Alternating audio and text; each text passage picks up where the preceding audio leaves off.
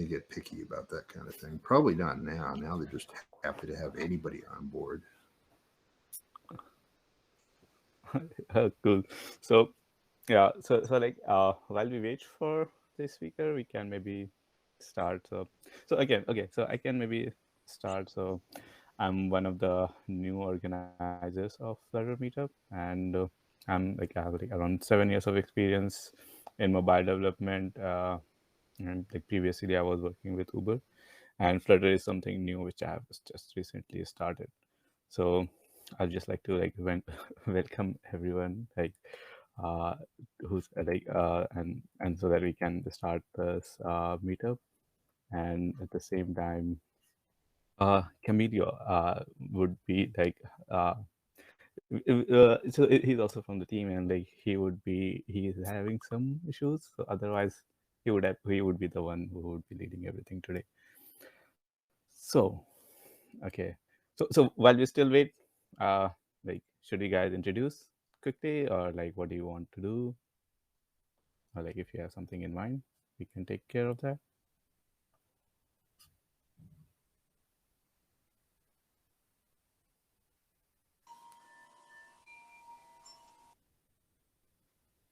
So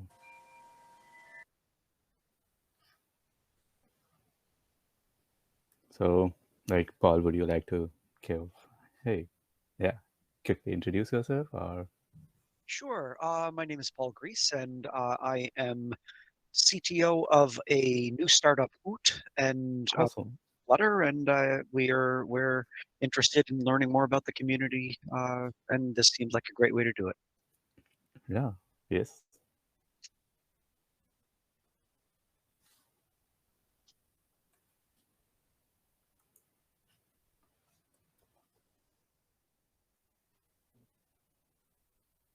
And here comes Tiagi, my CEO. Oh, Hey okay. guys, how are ya? Hi, we are good. Nice to meet you. So like, super excited to like meet you guys. So what do you like have the expectation from this meetup? Like one is connections and knowing more about Flutter, and like what more I would like to learn. Well, I've written a couple of Flutter apps, small ones. I've muddled my way through it, and so I'm just interested in seeing what the pros do.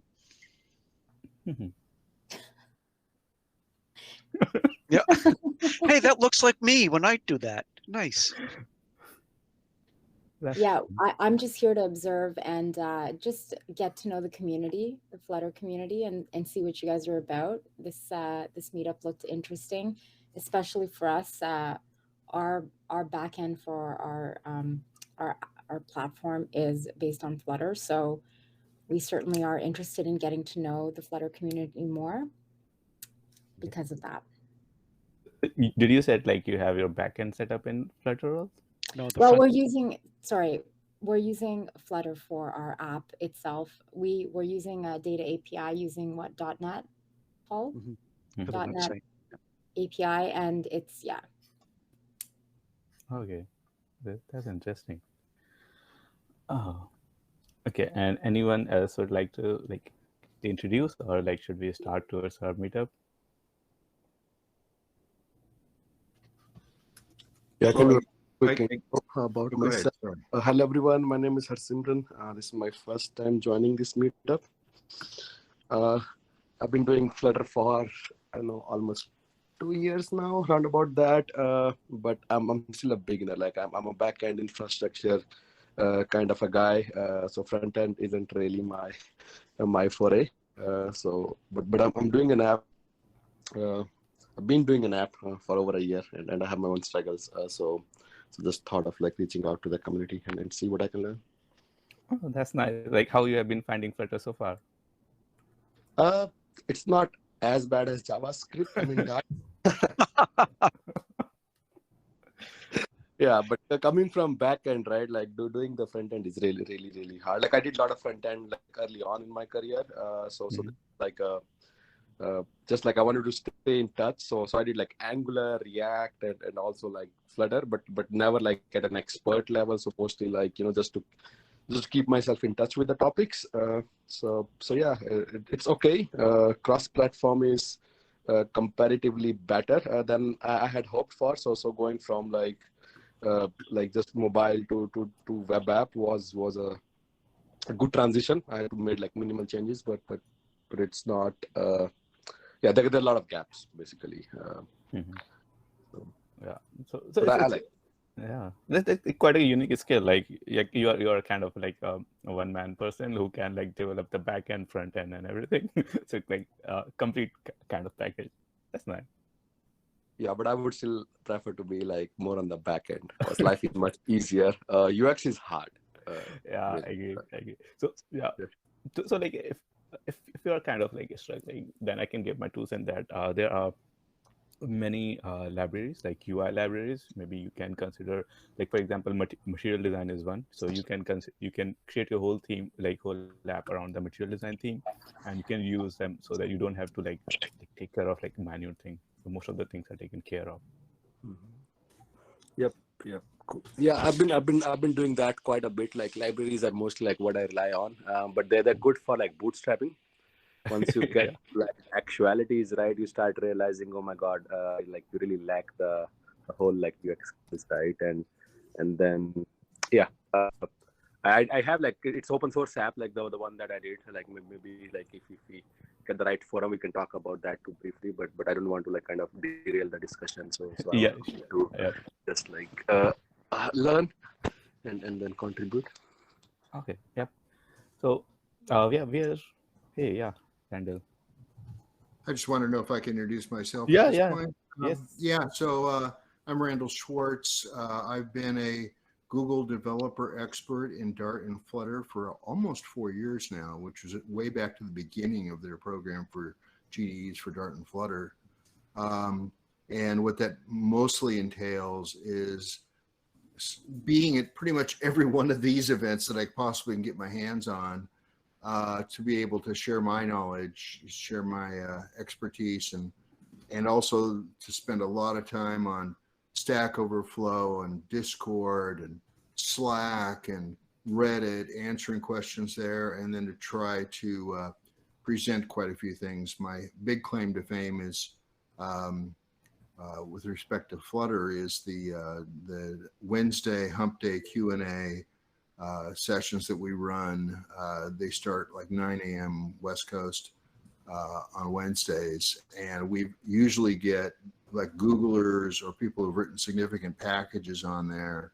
And even when they don't, it's 2 hours of me getting to show off a bit for the expertise that I have around Flutter. Flutter is my first mobile platform. I didn't do anything with iOS or Android because it just looked way too complex. Flutter seems to be trivial, so it's working really well for me. And I've been doing commercial Flutter development for the last couple of years now, propelled by my GDE status. So if you have a question, I got an answer. It may not be the right answer, but I've got one. Randall, what's the best way to get a hold of you if we ever had any questions? The best way to get a hold of anybody quickly that's smart is to go to the Discord. That's really the hotbed of activity. Which Discord? You're on the Flutter Discord? If you go to flutter.dev/community, there are about 5 or 6 links there to things like the Slack, the Discord, the Reddit group, everything that I end up patrolling. So, but the Discord link there is really, really useful. So join that. You can hang out in Pound General. It's fine. Ask your questions there. It's a really friendly place. General gets a little voluminous though, and there are breakout rooms for things like if you're interested in UI or state management or running it on an Android, and you have particular things getting set up for that. So there are breakout rooms for all those. So that way you can be more focused on your questions. But to start with, you can just ask anything you want about Flutter in general, and somebody's going to answer it within 30 seconds or so. All right. So like I'm actually making an app right now, and like I need to map user login data to like Firebase cart. So like I'm having a little bit of difficulty wrapping my head around that. Yeah, so like basically I have a shopping cart, and like I need to map the login data so that, you know, it's unique to the session, to the login session. Unique to the session. Oh, that's interesting. Yeah. Or to Because the I was user. just thinking, I was just thinking, you just drop the ID into your shopping cart. But if you might have the same person on two different devices shopping, really? No, I guess it would be unique to the login. Yeah. So, Okay. and so that basically someone else can't log in and see someone else's cart, right? So like Sure, right. You can set up rules in your shopping cart area that say anybody can create a cart, but only but you can only see the carts you create because you put the ID in the as part of the top level document. Yeah, I'm just using the I'm only using Google login. Like I don't want the people to create passwords and stuff like that, because I don't want to do password management, Sure. right? So Sure, I right. just want to have like login with Facebook or login with Google, and then like Yeah. have that data map to like the cart, right? So that Right. the cart is unique to the person. Right? So okay, sorry to disturb. So Yeah. I guess in interest of like time, maybe we should start. And like Julia, you can like always ping this question in the Slack channel or the Flutter Discord channel, which Randall has just mentioned, and we'll take from there. And I'm not sure if we are supposed to record this session. I have no idea. So maybe okay, so Daniel would be the speaker for today, and he's already here. So let me just quickly check with like Camilo, hey, Camilo, like if you can type, like, do we generally record these sessions, or how does it work? Okay. Hello, everyone. Give me a second. I will share my screen. Okay. Today we'll be talking about how we can implement accessibility in Flutter. And when deploying our digital solutions, we always need to consider and build a comfortable experience for our clients. We hope our app will be attractive, stable, and have a fantastic user experience. But however, it is essential to develop thinking in the people with disabilities. For example, reduced vision, reduced movement, cognitive problems, etc. But what is accessibility? In digital accessibility refers to how usable a website, app, or other digital experience is by all the possible users, regardless of their ability or disability. That includes our Flutter apps. But it's very important thing in the nest. More than the 25% of adults in the United States have some disability. That's why we need to apply accessibility standards. The accessibility starts in the design process. If you're thinking in the accessibility, you define experiences that includes all the scenarios. Let's see some topics that you must keep in mind when you create digital experience. The first thing, you need to define a good contrast ratio for your colors. It's a simple point, but very important. Defining a good contrast will help people with reduced vision. Although this sounds simple, meeting these criteria in all our experience is crucial. To measure the difference between colors exists a lot of free tools on the internet. For example, I don't know if you can see this screen, the contrastradio.com. You can see this screen, contrastradio.com, or you continue seeing the slides. We can see both as you change between tabs. Okay, that is fine. The contrastradio.com, you can input your background and your text color and then measure your contrast ratio. And this is fine because you can measure the good contrast ratio.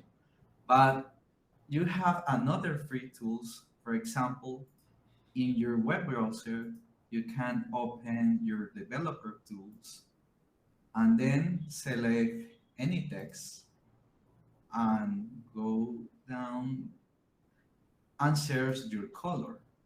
When you click in this arrow, as you can see, two lines show in this menu. The first refers about the AAA contrast ratio contrast, and the second one is about the AA contrast ratio. Then you can measure your contrast ratio very easy with all the free tools on internet. And another important thing is don't express your information only with colors. That's right, it's a bad practice to use colors as the only means of indicating information in the application. Let's take the following example. Suppose the following experience is about money movements. Those with a vision that, give me a second, for example, a blinded colored people can understand the right experience because they can understand the difference between the positive values or negative values. Then we need add symbols like plus symbol or minus symbol. Then the two people can understand the mobile solution. Then it's very important, don't express your information only with colors. And another important thing is design actions elements with a sufficient size. We'll all remember that impossible to please some radio button. Sometimes to accommodate the size of the experience, we be tempted to reduce our actionable elements. But this doesn't turn out to be a good practice.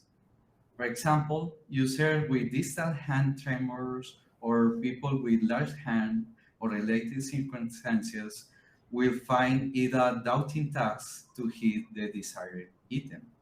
The minimum size is recommended to be 24 pixels for elements requiring user actions. And another important thing is the more intuitive app is the better. For example, I think you have here someone say, how smart this boy is when he is only 4 years old and he's already looking for content on YouTube, sending messages on WhatsApp, and even calling his grandmother. But this time I want us to think about something. The child brilliant, or could be that the application was designed to be so intuitive that even a 4 years old child can use it. Then it's very important make intuitive applications thinking maybe in people with problems with cognitive process.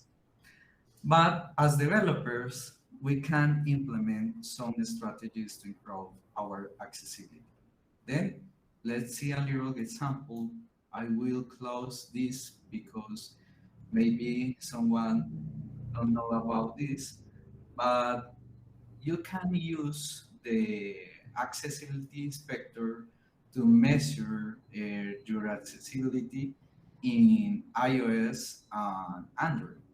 In this scenario, I will use the in Xcode tools and I will open the accessibility inspector and normally we need to choose to select the simulator and then we can start to inspect the elements.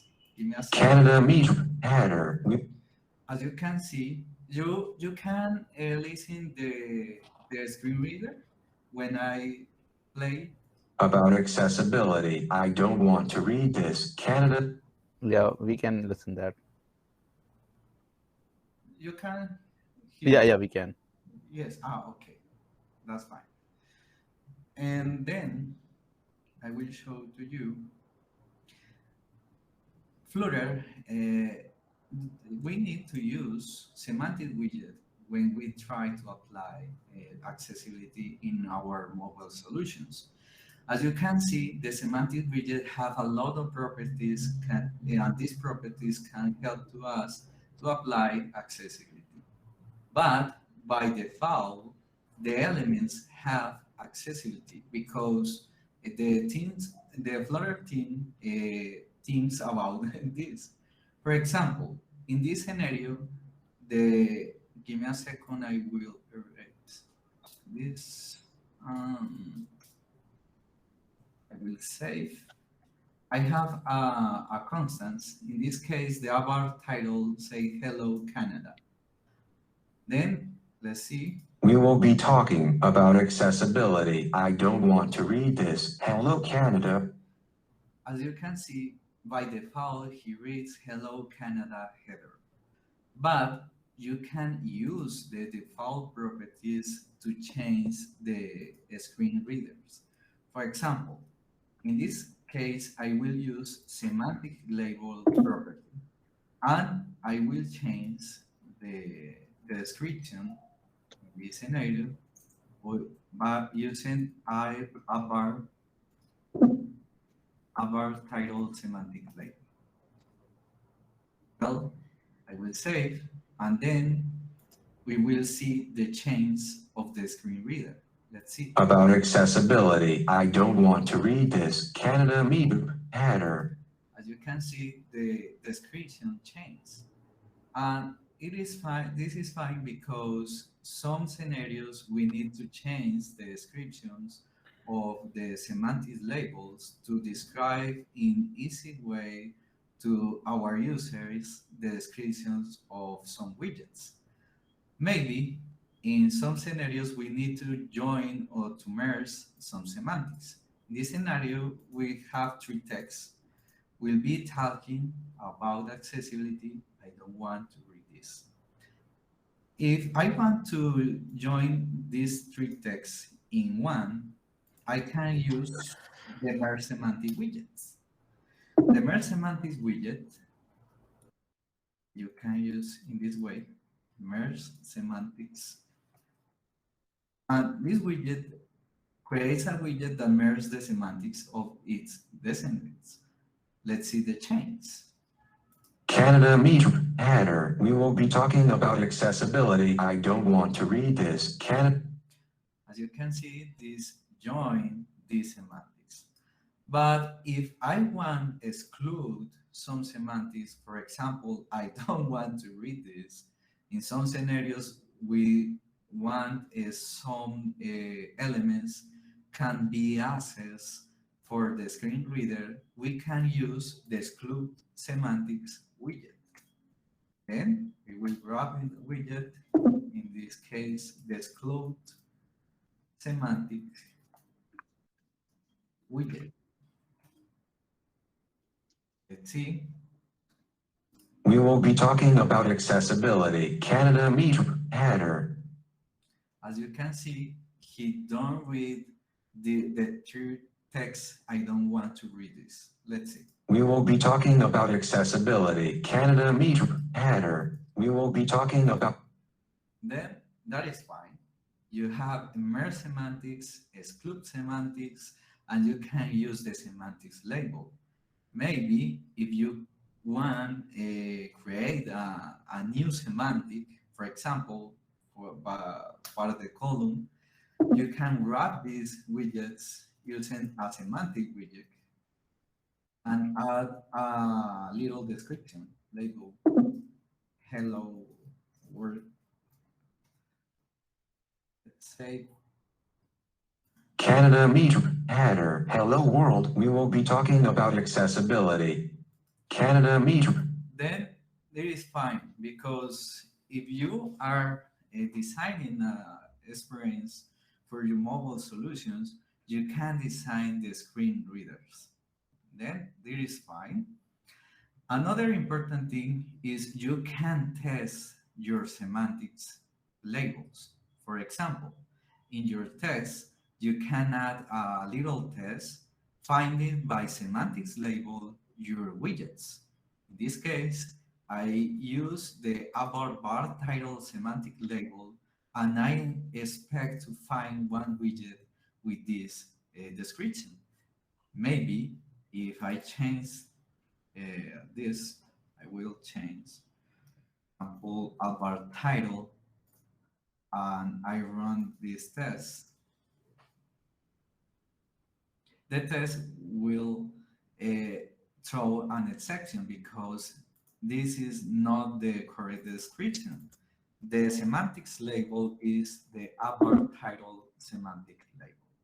And this is important because in some cases, some developers can make changes, and these changes maybe will broken your accessibility, your semantic labels. Then it's very important to measure your semantic label using test widgets.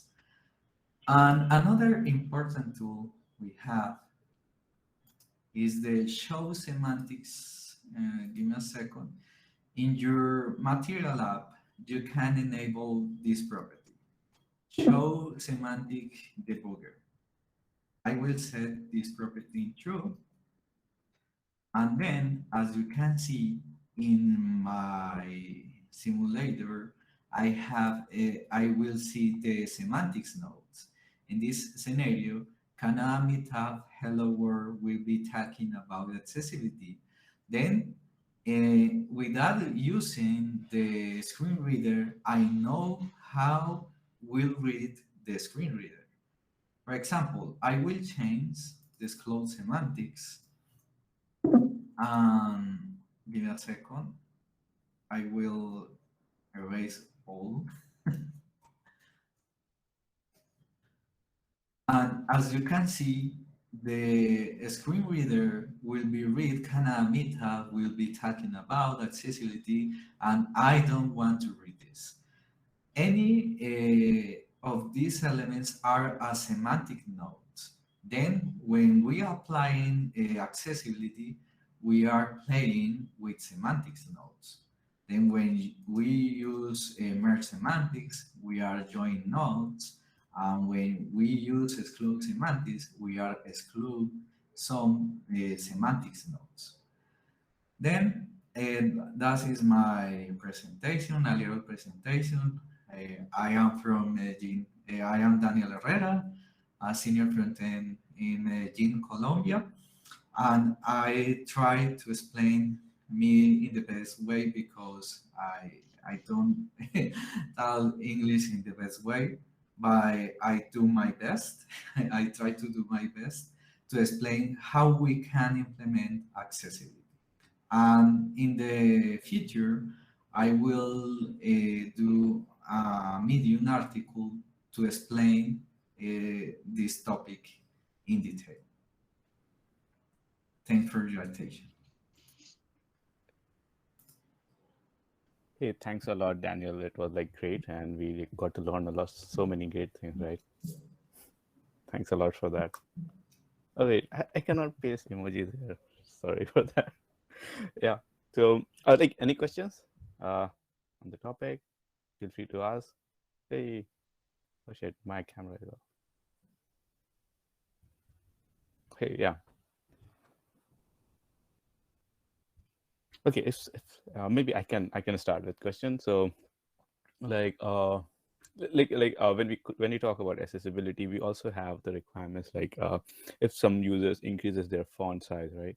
Then there are two ways, like we can design a different UI for like in large font sizes, or like we can try to do it in the same like in the experience. Like have you tried those things, or what would be your suggestion on that front?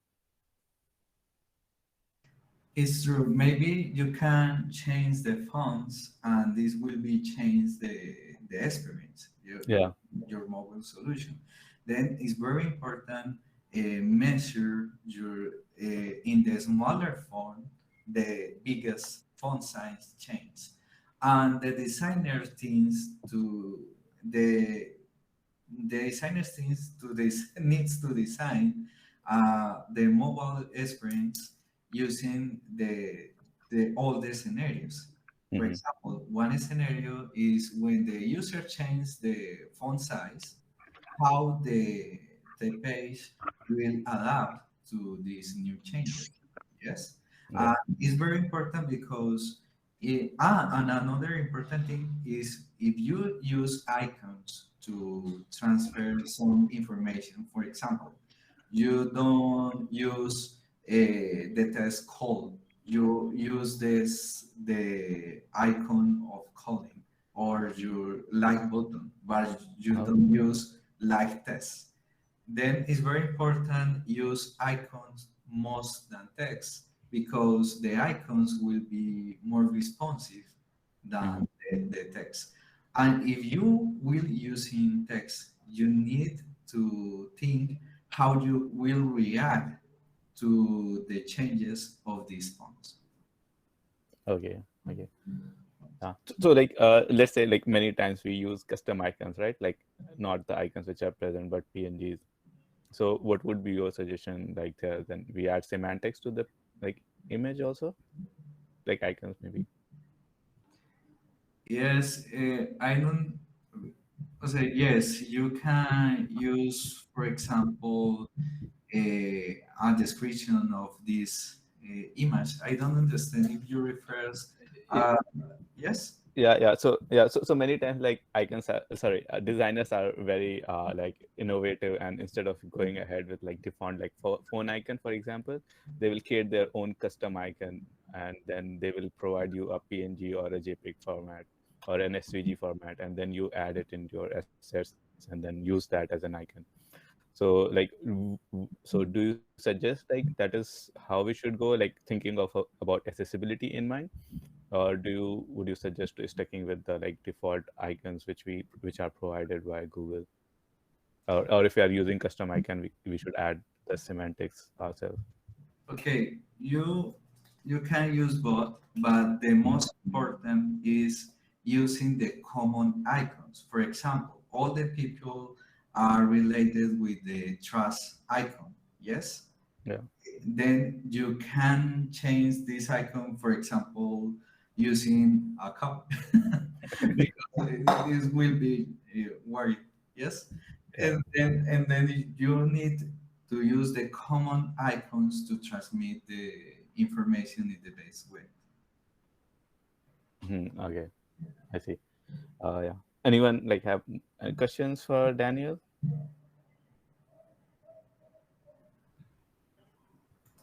In the chat,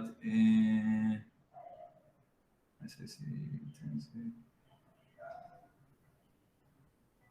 Yeah, I was gonna say, I don't know if you guys ever incorporate like animations, but I just put a link in there for free animations that you could use with Flutter.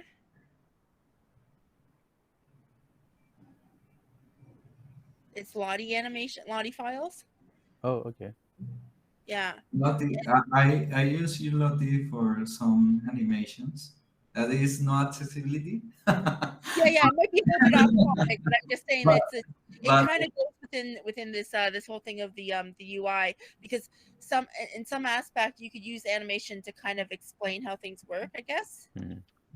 Oh yeah, that's an interesting thing. Like yeah, many a time like designers like what they do is like if you complete something like they'll suggest you to show some sparkles or like some graffiti, like to like to make the user excited. Like, is there any something similar for accessibility, like which we can, like let's say if someone is visually impaired, then do we have something like that? Or Yeah, like I was gonna say also like animations could be used for people who might have some learning disabilities or whatever, like not able to read or whatever, right? Because animation might help them further understand or conceptualize what it is that's happening next, right? So say like if you're ordering a delivery, you might have like say an animation of a delivery rider and the timing clock or whatever show up, just so people kind of conceptualize the idea that hey, it's coming. Okay, you can use a little description of your animation in the using a semantic widget. Yes, wrap your animation inside a semantic widget, And then the user with reduced vision can understand a little about that. But if you need to think about the next.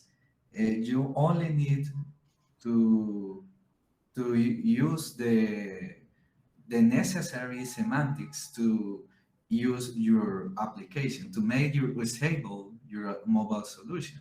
Some elements will be inaccessible to the users with reduced vision, but you can try to do the best describing the situation in the screen. For example, I some video with a garden and they don't have subtitles, but in a movie, the description says a big garden. Then the people can imagine the scenario. It's the same way with some animations. We can describe to the user the situation. Okay.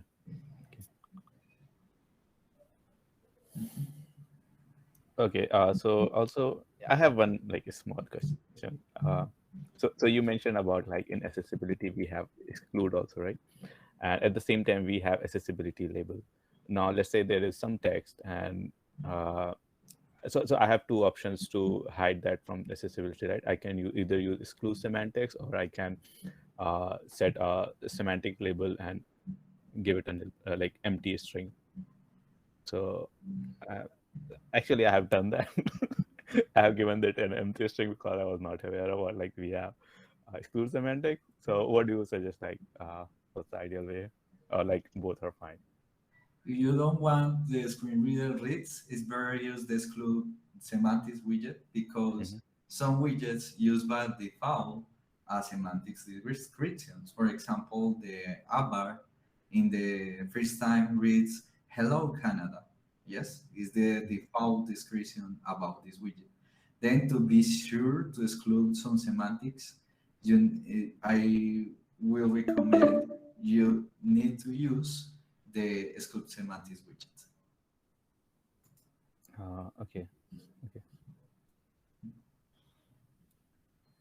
Okay, so if we don't have any more questions, then I guess that's a wrap up, and I will like you to like invite you to like be stay tuned on the meetup and the Slack channels for like. Hey, Randall, you have something to say?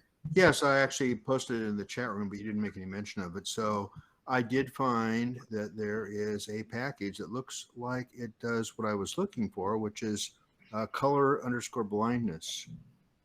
Can modify the colors in your app by taking different kinds of color blindness, color vision defection, whatever it is, right? And show you what it would look like to them. So you can see how dangerous it is. Also, you can add it to your continuous integration to see whether you have, two colors that are next to each other in one of these axes, like red-green blindness being the most common one, which is why many people have to tell that it's the red light on the bottom instead of the top or whatever it is. I don't know, but they have to actually, those lights look the same to them. And so it's kind of a tricky thing to get around, but it's some non-zero percentage of the population. Red green is the most common one. So you can use this tool that I just pasted the link to in the chat to essentially wrap your entire app with one of their widgets, and it will force everything to be monochromatic along one of many axes. Pretty cool. Amazing. Oh yeah, that's cool. Yeah, thanks for bringing this up. Like I completely missed your chat over there. Thanks, Randall. Yep. And another Dash, thank you. I need one more. Randall. I know. I only have one. And another important thing is another example is achromatopsia. Achromatopsia is when you only see one color. not to color only one color. Yeah. For example, all is black. Then people with achromatopsia needs use the correct symbols or signals to be clear our mobile experience. That's important. Cool.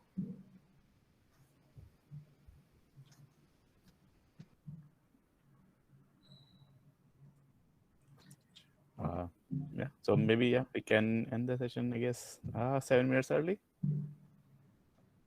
Yeah, it's great to have you, everyone. Or like, feel free to chat. Like, we still have 7 minutes. You can use this. It's up to you guys. The floor is open. Thank you, everyone.